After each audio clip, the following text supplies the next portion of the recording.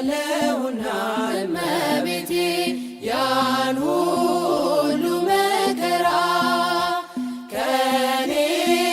ጋር ስለሆንሽ እመቤቴ ስምሽን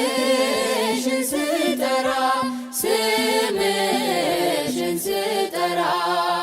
በዚያ በጭንቅ ቀን ድንግል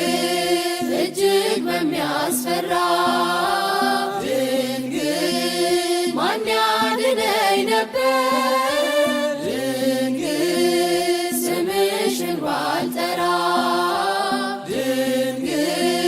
በሞትና ሕይወት ድንግል መካከል ብሆን